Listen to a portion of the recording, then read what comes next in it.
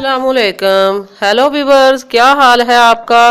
उम्मीद है कि आप सब खैरियत से होंगे। मैं हूं आपकी होस्ट बिस्मा ज़रीन और आप देख रहे हैं आपका अपना YouTube channel Bisma cooking and home remedies.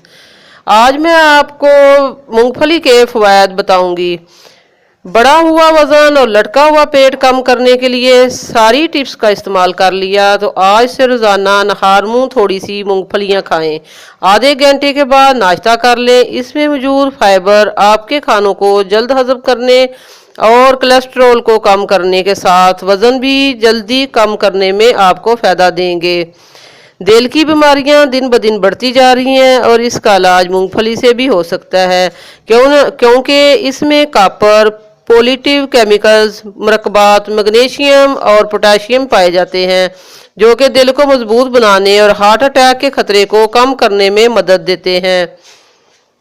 मूंगफली में नाइसिन, बायोटिन, विटामिन ई और दीगर बायो एक्टिव एंजाइम पाए जाते हैं जो याददाश्त को बढ़ाने और दिमाग को तेज करने में आपकी मदद करते हैं। बालों को गिरने के मसाइल सर्दी में खुश्की की वजह से बढ़ जाते हैं जिसके लिए आप मूंगफली ज़रूर खाएं। ये खुश्की को ख़त्म करती है और बालों की जड़ों में ऑयल पहुँचाती है जिससे बालों में जान आ जाती है। अगर आपकी जल्द भी बेरौनक हो गई तो मूंगफली को खाने के साथ इसका पेस्ट भी जल्द पर इस्तेमाल करें। थोड़ी सी मूंगफलियां पीस लें और इनको दूध में शामिल करके पेस्ट चेहरे पर लगा लें। मुट्ठी भर मूंगफलियां आपके लिए इतनी फ़ायदेमंद हैं तो आप भी इस्तेमाल करें और हमें अपनी राय से आगाह करें।